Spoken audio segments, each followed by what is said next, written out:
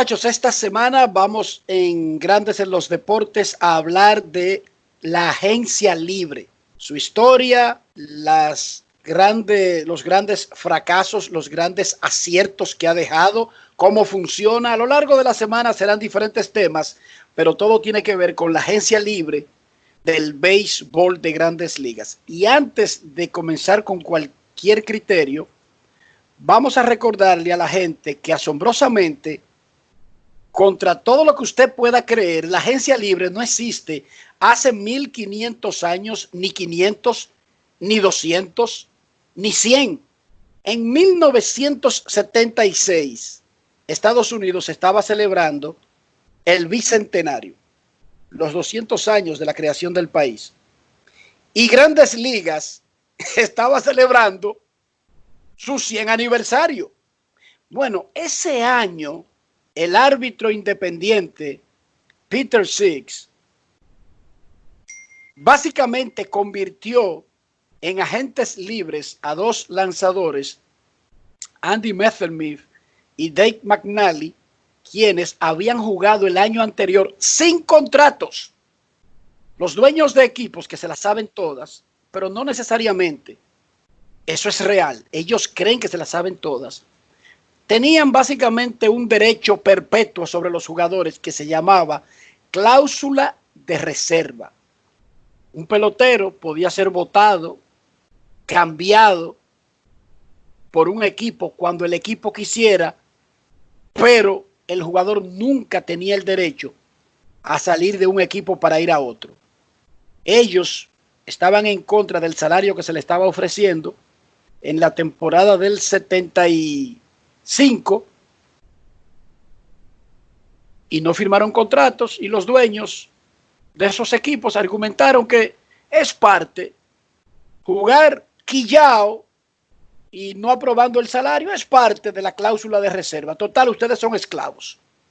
1975, no estamos hablando de 1775.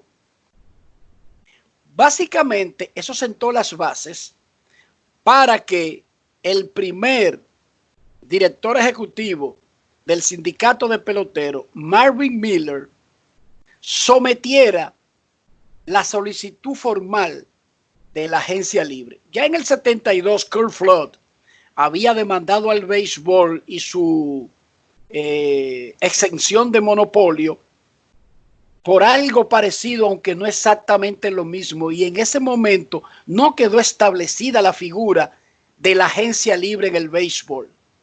Sí fue acordada luego de esa decisión del árbitro independiente, quien murió en el 83, sobre la agencia libre. En su inicio, la agencia libre era muy limitada y estaba reglamentada de una manera que no se parece en nada a la agencia libre que tiene el béisbol. Pero en sentido general, la agencia libre, la capacidad de un jugador de poder cambiar de equipo y discutir salarios, ofertas con varios equipos luego de un tiempo de servicio, fue creado en 1976. Las otras ligas profesionales, Dionisio Soldevila, tienen modelos para que los jugadores alcancen la agencia libre, pero no todas tienen el mismo modelo. ¿Cómo funciona el asunto? Bueno, las Grandes Ligas es la más común y la que nosotros conocemos. Sabemos que se convierte en agente libre un jugador que ya tiene 6 años de servicio en Major League Baseball, o si es dejado libre de su organización antes de llegar a esos 6 años de servicio. Un año de servicio, una temporada de Grandes Ligas tiene 187 días y un año de servicio equivale a 172 días en cualquiera de esas temporadas. Al llegar a sus 6 años de servicio, el jugador se convierte en agente libre. En la NBA es un formato mucho más complicado porque hay agencias libres restringidas y no restringidas.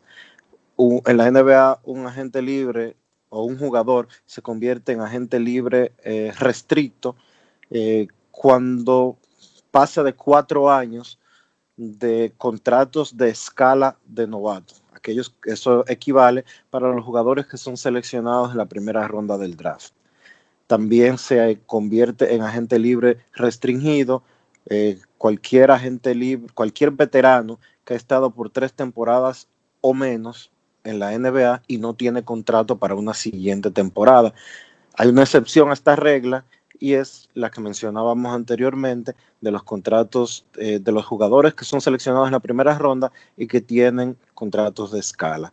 Además, se es agente libre con restricción en la NBA aquel jugador que tiene un contrato de 2 vías, es decir, que tiene una parte establecida si está fuera de roster y otra en el roster activo. Pero en el caso de la NBA, ustedes saben que ellos tienen un formato bastante complicado, vamos a decirlo así, porque se habla de tiempo de servicio. Un tiempo de servicio equivale a un juego, por lo menos en el roster activo. Pero miren lo que sucede. Si usted es un jugador de 6 años o menos, y va a firmar con su propio equipo, con el mismo equipo con el que usted está, va a firmar un contrato de hasta 5 años y con aumentos de un 8% anuales. Si es un jugador de 7 a 9 años, va a recibir en ese periodo de tiempo aumentos de hasta un 30%. Y si es un jugador de 10 o más años, va a recibir aumentos de hasta un 35%. Los rosters de la NBA tienen límites tienen límites específicos y dependiendo de si un jugador firma con su propia organización o si firma con otra, tendrá la posibilidad de variar las nóminas que pueden utilizar y las que no pueden utilizar. Un equipo que va a estar firmando sus propios jugadores puede tener nóminas que van desde 160 hasta 224 millones de dólares. Sin embargo, si adquieren jugadores de otros equipos, las nóminas están limitadas a un rango de 117 a 164 millones de dólares. Es un tema muy complicado en términos de salario, la cantidad de dinero que ellos pueden ir devengando y una serie de rejuegos que tiene la NBA para mantener unos topes salariales semiflexibles. En la NFL el tema es mucho más complicado porque los contratos de los jugadores no son 100% garantizados y hay diferentes categorías. El sistema actual de agencia libre de la NFL data de 1993 y tiene, por ejemplo, los agentes libres de derechos exclusivos, que son jugadores con 2 o menos temporadas de servicio y cuyos contratos han expirado. Si un equipo le ofrece una oferta calificada, que significa a un contrato de 1 año con el salario mínimo, el jugador no tiene derecho de negociar con otra organización y debe de firmar el contrato que le ofrezcan o de lo contrario perderse una temporada. Debo de decirles que una temporada de servicio en la NFL, recuerden que las campañas de la NFL son de 12 partidos y una temporada de servicio cuenta cuando se han jugado al menos 6. Hay agentes libres restringidos que son jugadores que tienen 3 temporadas de servicio, léase que hayan jugado en un periodo de 3 años 18 juegos y cuyos contratos han expirado. Estos jugadores tienen la posibilidad de recibir ofertas calificadas de sus equipos viejos y pueden negociar con cualquier club hasta una fecha que es generalmente una semana antes del draft de la NFL. Después de ese tiempo, los derechos se devuelven al equipo anterior. Y están los agentes libres y restrictos, que son jugadores con contratos que ya han terminado y que han completado al menos 4 o más temporadas de servicio y pueden firmar con cualquier franquicia. Luego está la NHL, que es la liga de hockey, y un jugador solo puede declararse agente libre y restricto en la NHL cuando pasa de 27 años de edad. Oigan bien, cuando pasa de 27 años de edad o si ha jugado por un mínimo de 7 años en la liga. Básicamente, ese es el historial de cómo las ligas contemplan para ser elegibles agentes libres a los jugadores. Ya dijimos cuando comenzó la agencia libre en Grandes Ligas. Con esos datos, Carlos José Lugo y Kevin Cabral van a tratar de establecer cuál liga de esta tiene el mejor sistema de agencia libre en inversión, costo, beneficios, certidumbre, con relación a lo que nosotros más dominamos, que es el béisbol de Grandes Ligas. Adelante, señor Lugo. Bueno, no en balde se ha dicho por mucho tiempo que quizás la unión o el sindicato más poderoso que hay en los Estados Unidos, no solamente de la industria deportiva, sino en cualquier ámbito, es el sindicato o la asociación de jugadores del béisbol de las Grandes Ligas. Y es evidente que a partir de la información que les acaba de ofrecer Dionisio, comparándola con las otras 3 ligas profesionales grandes en Norteamérica, uno se da cuenta que el sistema, no solamente de agencia libre, sino también la parte compensatoria que tiene el béisbol de Grandes Ligas para sus jugadores es significativamente más favorable para los jugadores que los que existen en otras ligas. Para empezar, el béisbol de Grandes Ligas, la adquisición de los derechos de agencia libre no son tan restrictivos como ocurren en las otras ligas profesionales. Yo creo que la mayor restricción que hay ahora mismo, quizás ustedes recuerden así, yo improvisando ahora la idea, la restricción más grande que tengan las Grandes Ligas es el tema de la manipulación del tiempo de servicio para evitar que un jugador se convierta en Super 2. Y hemos visto los casos a lo largo de los últimos años de cómo eso ha ocurrido con la dilación de la promoción a un roster de Grandes Ligas de jugadores prospectos novatos que están absolutamente listos para jugar en el béisbol de las Grandes Ligas, y los equipos lo que hacen es valerse de un tema legal que ya está acordado laboralmente y manejan ese tiempo de servicio. Yo diría que es la restricción mayor que en este momento existe para la agencia libre. Pero el béisbol no tiene tope salarial. O sea que un jugador que se declare agente libre y está en el nivel élite puede firmar por la cantidad de dinero que el mercado determine en ese momento. Por eso los mayores contratos en cantidad de dinero que de los 4 deportes profesionales garantizados son definitivamente los del béisbol. Hemos visto contratos de más de $400 millones andamos por este momento, y el béisbol de las Grandes Ligas generalmente ha sido el deporte que ha establecido los récords en cuanto a volumen, tamaño de contrato, tiempo de contrato y todo lo demás. Entonces, yo creo que por esa parte, en términos de beneficios para los jugadores, definitivamente que el sistema de agencia libre del béisbol en las Grandes Ligas es mucho mejor que el de los otros equipos, de los otros deportes de equipos profesionales.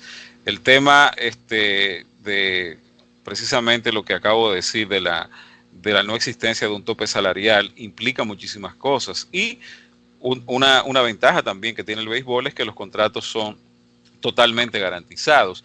El hecho de no existir un tope salarial, porque usted podría decir que el sistema de agencia libre de la NBA tiene cierto parecido, tiene ciertas características que lo asemejan con el del béisbol de las Grandes Ligas, pero también es un sistema desde cierto punto de vista restrictivo para el jugador, porque el jugador que se declara agente libre, vamos a decir caso LeBron James, no puede maximizar la cantidad de dinero que va a devengar en su próximo contrato si decide firmar, en algunos casos, si decide firmar con un equipo que no sea su equipo originario. Entonces ya desde ahí, eso, vamos a decir que es una forma de ellos mantener el tema del balance competitivo, pero a la vez es una forma de igualmente mantener certidumbres en costos y topes salariales y todo lo demás en términos de nómina. Entonces, en el béisbol de Grandes Ligas no existe eso. Gerrit Cole se fue a los Yankees de Nueva York por $350 millones y no importaba la cantidad de dinero máximo que le pudiera ofrecer los Astros de Houston, no tenía que ver nada con la cantidad que le ofrecieran los Yankees de Nueva York. Y así ha funcionado el sistema a lo largo de los años. Yo creo que reitero, en términos de trabas o restricciones, las grandes ligas en comparación con las otras ligas son muchísimo menores. Todavía está el tema de la oferta calificada y los agentes libres que no se le ofrece contrato, o que se le ofrece contrato para los equipos asegurar un pick en el draft del año siguiente, pero en la mayoría de los casos esas son medidas restrictivas que son menores. De hecho, en 1981, uno de los problemas, una de las cosas que fue un punto muy complicado y de mucho desacuerdo entre dueños y jugadores fue precisamente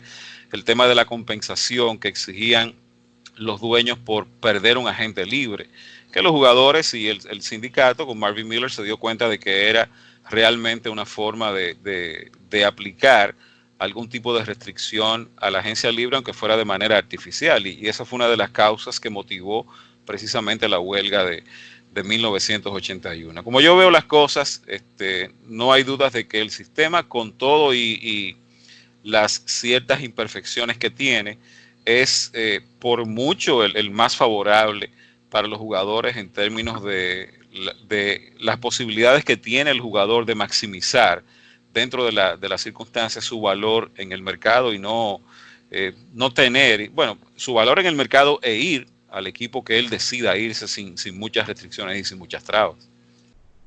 Sí, yo lo veo de la misma manera, y la realidad es que, digamos que la asociación de jugadores en el pasado reciente, en el último acuerdo colectivo firmado, sufrió reveses que han favorecido a los dueños, pero independientemente de eso, sigue siendo la agencia libre que pone en mejor posición a los jugadores cuando uno ve la situación de las 4 ligas profesionales, y yo creo que es una demostración del trabajo que hizo Marvin Miller y su sucesor Donald Fehr para poner a los jugadores en la mejor situación posible para recibir grandes contratos, y porque en realidad, en parte por la habilidad de Marvin Miller y por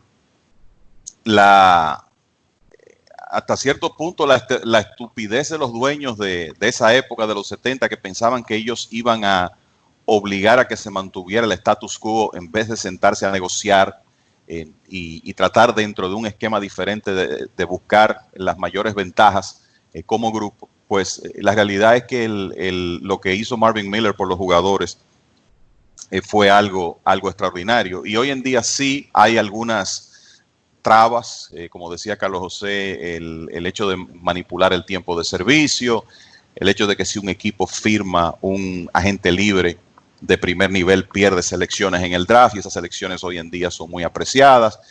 Está el tema del impuesto al lujo, que no es ni remotamente un tope salarial, pero no hay duda que le pone presión a los equipos que lleven su nómina por encima de ciertos niveles, pero sigue siendo un sistema mucho más liberal que lo otro que se ve en los deportes profesionales. La NFL, por ejemplo, y vamos a estar claros, es un deporte donde hay mucho riesgo para los jugadores, pero la NFL tiene un tope salarial real, tangible, conocido. Y además de eso, como decía Carlos José, los jugadores no han logrado llegar a un punto donde los salarios sean realmente garantizados. Usted firma por X cantidad de millones de dólares, y si sufre una lesión en medio de ese contrato, es posible que termine recibiendo una fracción del acuerdo original. Eso no existe en el béisbol de grandes ligas, a menos que un jugador no cometa una violación que esté especificada en su contrato. Por ejemplo, recuerdo el caso de Ron Gant, un accidente de motocicleta, cuando en su contrato se estipulaba que no debía circular en ese tipo de vehículo. A menos que no sea algo específico, así un jugador de grandes ligas firma un contrato garantizado, sufre una lesión y sabe que va a recibir su salario completo. En el caso de la NBA, existe el tope salarial, y por eso hay más limitación que en grandes ligas, además de que usted también tiene el esquema de agentes libres restringidos y no restringidos, algo que también existe en la NFL y que normalmente está asociado con tiempo de servicios. En el caso de la NHL, ustedes escucharon la explicación de Dionisio, cómo Hay diferentes grupos y diferentes formas de usted declararse agente libre dependiendo de edad, tiempo de servicio, etcétera. Entonces, la realidad es que hay más restricciones para un jugador poder llegar a ese punto en que se pone en posición de, vamos a decir, vender, como dijo LeBron James famosamente, sus talentos al mejor postor. Así que a pesar, muchachos, de los reveses del pasado reciente, la realidad es que la Asociación de Jugadores a través de los años ha logrado mucho para todavía hoy en día tener la agencia libre que es más ventajosa, beneficiosa para los jugadores. Y hoy nosotros terminamos con la exposición de en qué consiste, primero para que entiendan lo que es la agencia libre y por qué el sindicato de peloteros tiene el apodo, el sobrenombre de unión más poderosa del mundo. No es por casualidad, sus miembros ganan un salario promedio de $4 millones. Sus miembros ganan un salario mínimo de casi $600,000. Eso no lo tiene ninguna otra unión. Ni siquiera la unión de ricos del mundo tiene una escala parecida a esa. Ya a partir de mañana nos vamos a meter en cosas, en temas que realmente van a darle sazón a esto de la agencia libre. Y mañana, ¿cuáles son los agentes libres de mejores resultados? Inversión, costo, números de la historia de Grandes Ligas. Pausa y regresamos en Grandes en los Deportes. Grandes en los Deportes.